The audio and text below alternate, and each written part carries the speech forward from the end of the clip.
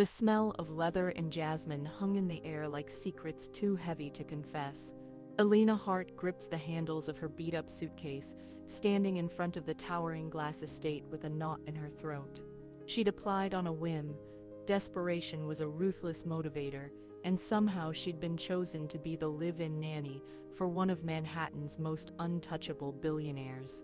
Damian Wolf, CEO of Wolf Global. Ruthless, charismatic, devastatingly handsome, and freshly divorced from a scandal that still made tabloid rounds every month. He was the kind of man you didn't even dare to look at for too long, especially not if you were Elena, a girl with a bruised past and a bank account that threatened to burst into flames every time she bought groceries. She hadn't expected the job to come through, certainly not with her history, not with her resume stitched together from part-time gigs and late-night childcare. But a woman on the phone, his assistant, Lena, had spoken so quickly and so firmly, it made Elena wonder if she was being hired because of her experience, or because of her silence. As she stood at the front door, still unsure whether to knock or run, it opened. And there he was. Damian Wolf. He wasn't wearing a suit. That somehow made it worse. He stood barefoot in a black cashmere sweater and gray slacks that still screamed wealth and authority. His jaw was sharp enough to slice diamonds, dark stubble lining it like a sculptor's final brushstroke, and his eyes, storm gray, piercing, annoyed, looked right through her. "You're late." Not hello, not welcome, not even a half smile. Just two words that crashed into her chest like a punch. Elena swallowed. The train, there was a delay, and I tried to call. "I don't need your excuses. Just don't make it a habit." His voice was clipped, but smooth. The kind that made people obey even when they hated him for it. She followed him inside like a shadow, quietly overwhelmed by the world she was stepping into. The penthouse looked like something out of a film. Everything was black, glass and steel, but somehow elegant, cold but luxurious. "I'll give you 2 rules," he said, walking ahead without looking back. "Don't interfere with my work, and never speak to the press, even if hell freezes over." "Noted. Understood," Elena said softly. "Jade is 6. You'll find her in the playroom. You'll be responsible for her breakfast, school drop-off, after-school care, and bedtime. My assistant will email you the rest." "And her mother?" Elena asked carefully. He stopped walking. There was a pause so thick it felt like she'd stepped into a minefield. "She's gone," Damian said. "She doesn't matter here." The playroom was surprisingly warm. There were plush animals, books, soft lighting, and a little girl sitting cross-legged on the floor, drawing lopsided hearts with a pink crayon. Jade. Her eyes were the only thing that betrayed her father's DNA, gray, deep, and lonely. Elena knelt beside her. "Hi, I'm Elena. I'm going to be your new friend for a while." Jade didn't look up. "Are you going to leave too?" The question felt like a needle sliding into her skin. Elena blinked. "No, I'm not going anywhere." The days blurred fast. Jade was quiet, but not difficult. Elena discovered she loved puzzles, strawberry yogurt, and falling asleep with the nightlight on. And though Damian was always in his home office, or leaving in blacked-out cars, there were moments, rare ones, when their paths crossed. And when they did, the air changed. One night, Elena stood in the kitchen, warming up soup when Damian walked in, clearly exhausted. His tie hung loose, sleeves rolled. He poured whiskey without a word, and for a second just stood there, watching her. "You're good with her," he finally said. "She's a good kid." He sipped, eyes still locked on her. "No. She's complicated, but you calm her." There was something in his voice. Not gratitude, not approval, almost fascination. Elena cleared her throat. "I think she just needed someone to be steady." "And you're steady?" His eyebrow arched. "I try to be," she replied, then quickly turned away. It started small. He began asking how her day went, left her favorite tea on the counter, stayed longer in the rooms she was in. Little things, harmless, until they weren't. Because one night, after Jade's birthday, when the house was quiet, and they were alone in the kitchen again, he didn't walk away. Instead, he leaned in, too close, and brushed a curl from her cheek with a thumb that lingered longer than it should have. "You shouldn't be in this house if you're going to keep looking at me like that," he murmured.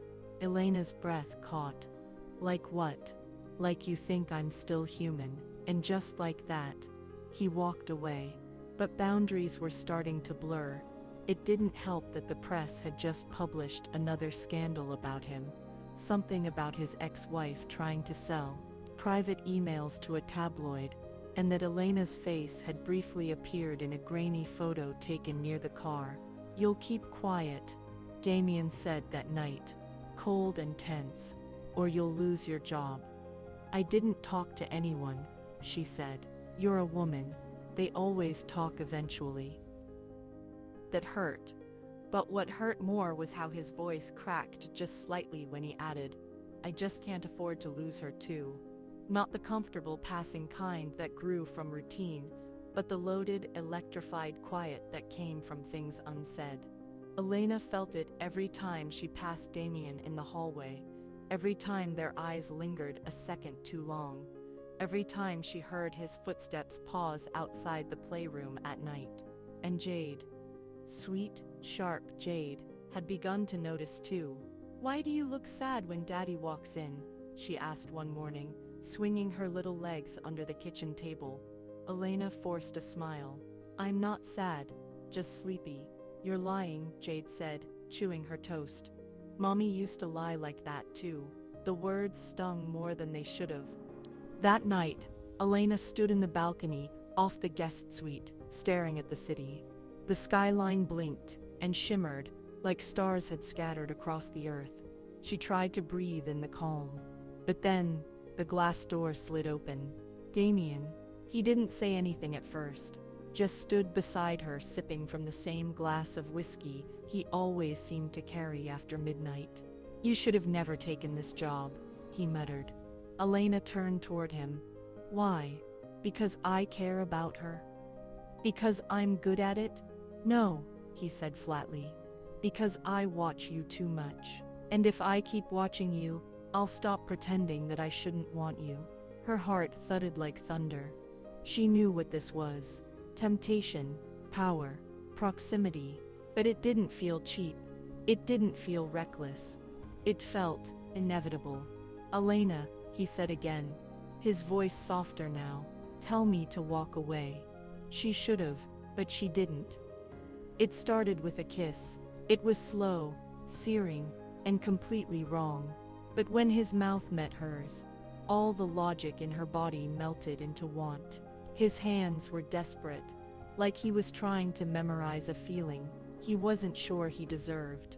When they finally pulled away, breathless and undone, Damien didn't speak. He just looked at her like she was both a sin and salvation.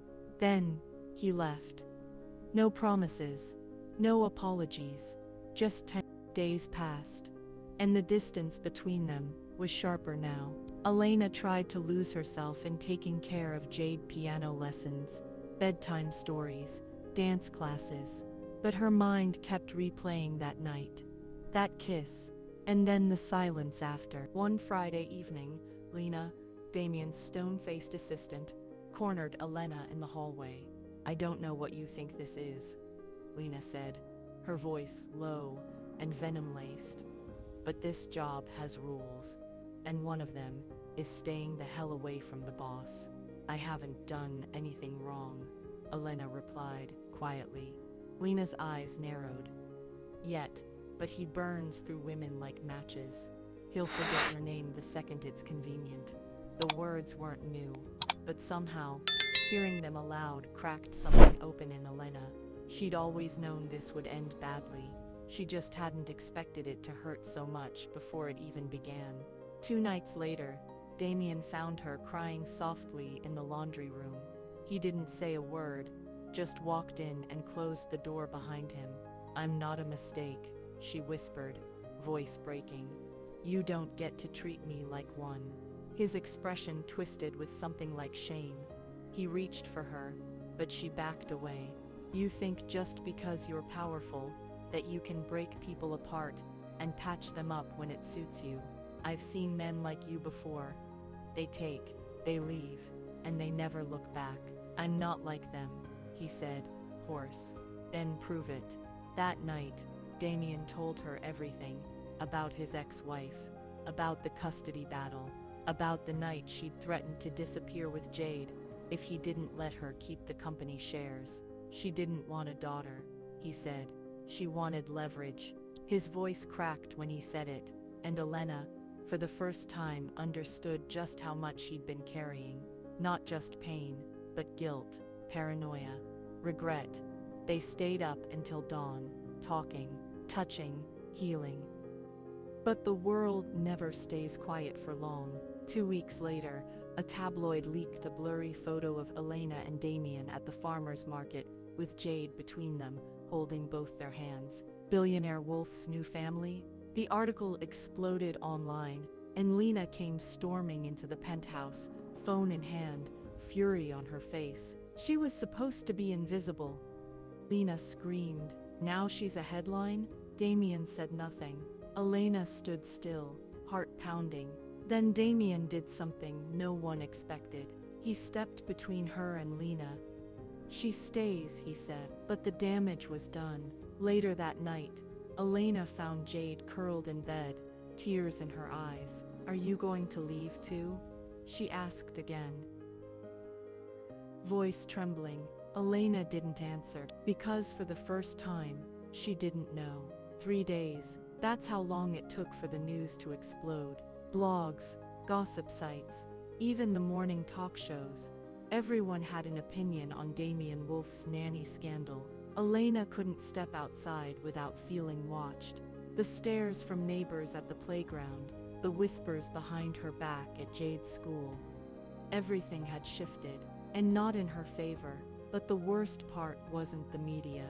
It was Damien. He hadn't said a word since the night he defended her in front of Lena.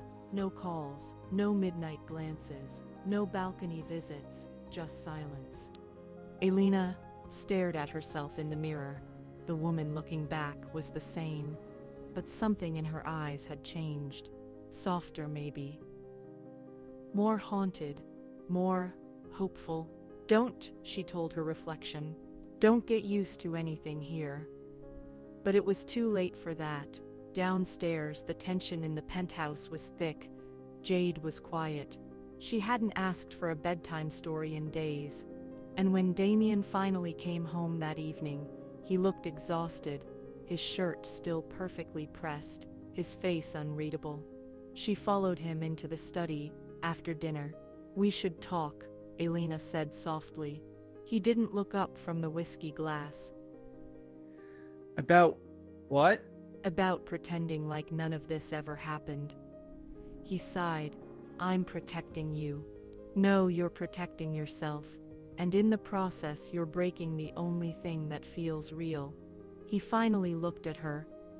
And for a second, Elena saw him unravel. "I don't know how to do this," he confessed. "I don't know how to love someone without ruining them." "Then, learn," she whispered.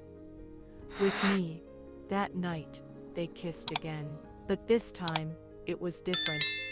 Not desperate, not reckless. It was slow and patient, like two people choosing something dangerous because it felt more honest than safety. They didn't sleep together, but they stayed tangled in each other's arms until morning. Then came the letter. It arrived in a white envelope, hand-delivered by a lawyer. Damien tore it open and went stiff. "What is it?" Elena asked. He handed it to her without a word. Inside was a motion for full custody, filed by his ex-wife. "She's using the story," he said darkly. "Claiming our relationship proves I'm unfit." Elena's heart dropped. "This is my fault," she breathed. No, he said, jaw clenched. This is hers. The custody hearing was scheduled for 10 days later. In that time, everything changed. The lawyers advised Damien to end the relationship immediately. Lena begged him to remove Elena from the house, but he refused. Instead, he moved her and Jade to the private family estate upstate. For the night in the old mansion, Jade clung to Elena during a thunderstorm. Promise you won't leave, she said. Elena kissed her forehead. Not unless your daddy tells me to. Days passed in a blur of court preparations and whispered moments. Damien tried to pretend he was calm, but Elena could see the cracks in him. His smiles were strained. His hands trembled when he thought no one was watching. You don't have to fight this alone, she told him one night, placing her hand over his heart. I've never had someone stand with me before, he said quietly. Well, get used to it. Then just 2 days before the hearing, Elena received a call from a blocked number. Elena Rivera, the voice asked. Yes, this is from your past, and if you don't disappear before the custody hearing, I'll make sure Damien Wolf learns exactly what you're hiding. She froze. Because whoever that was, they knew the one thing she'd buried deeper than anything. And if Damien found out, he wouldn't just lose Jade, he'd lose everything. That night, Elena packed her bags. She didn't leave a note, didn't wake Jade, didn't say goodbye. She just left. The next morning, chaos erupted. Jade was inconsolable. Damien tore through every room, and when he found Elena's phone on the kitchen counter, silent and wiped clean, his face shattered. She wouldn't just leave, he said, but the truth? She had. And this time, it wasn't to protect herself, it was to protect him. Damien hadn't slept in 36 hours. He stared at the wall of security camera footage in his office at the estate, every frame showing Elena leaving at 3:14 a.m. Alone, hood up, suitcase in hand. No cab, no driver, just her. Gone. Sir, Liam, his head of security, said from the doorway. We've checked every terminal, every highway, every credit card. There's no trail. Because she doesn't want to be found, Damien muttered. His fist slammed into the desk. Why would she run? Liam hesitated. You think she was using you? Damien looked up, eyes sharp. No, this wasn't fake. Something scared her off. Meanwhile, Elena had checked into a cheap roadside motel outside of Hudson Valley, curtains drawn, phone off, credit cards destroyed. The weight of the secret sat in her chest like a live grenade. She thought she could run from it. But secrets had legs, and hers had just caught up. She pulled a crumpled photo from her purse. 2 girls, blonde curls, matching ribbons, the one on the left. Her, the one on the right. Her younger sister, the one she left behind. 10 years ago, Elena had testified against the man who raised them. Her stepfather, a wealthy hedge fund manager beloved by the public and a monster behind closed doors, had gone to prison, but not for long. And now he was out. He knew about Damien. He knew where she was. The call wasn't just a threat, it was a warning. Back at the estate, Damien stood in Jade's empty room. His daughter was at school, but the silence was too loud. Then something caught his eye. Under Jade's pillow. Drawing, stick figures. One was him, the other was Elena. A big red heart between them, and beneath it, in crayon, Our family. He clenched the paper in his fist. No more waiting. He called in a private investigator, gave him full clearance, and issued one instruction: find Elena Rivera. 2 days later, the private investigator found her. An unregistered room, paid in cash.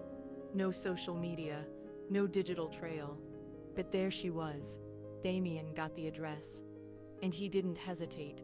Elena was half asleep when the knock came. She looked through the peephole. Her breath caught. Damien.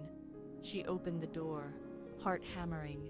He stood there, tired, furious, broken. You ran, he said flatly. I had to. You don't get to do that. Not after everything. Tears welled in her eyes. If you knew why, then tell me. His voice cracked. God, Elena. I've been going mad. Jade's been crying for you every night. I need to know. What happened? She stared at him, then stepped aside. Inside, she told him everything. About the abuse, the trial, the threats, her sister, who never forgave her for speaking out, the man who vowed to destroy anyone she ever loved. I thought, if I stayed, you'd lose Jade, she said, voice shaking. Damien stared at her for a long moment. Then he sat beside her. I don't care what ghosts are chasing you. I'm not letting them win. You don't understand, she whispered. He's dangerous. So am I. They returned to the estate that night. Elena thought the worst was over, but when Damien's lawyer called the next morning, she was wrong. Elena had amended her custody petition. She now had a witness, someone ready to testify that Elena was unstable, manipulative, and a threat to Jade. The name? Marina Rivera. Elena's estranged sister. She thinks you're just like your stepfather. Damien said, stunned. No, Elena whispered. She thinks I let him hurt her, that I didn't protect her. The hearing arrived fast. It was brutal. Elena's lawyer painted Damien as reckless, Elena as unstable. They showed photos, dug up old records, even hinted at her childhood trauma as untreated mental instability. Then Marina took the stand. She didn't lie, but she didn't defend Elena either. She saved herself, Marina said coldly. And left me behind. Elena sat frozen.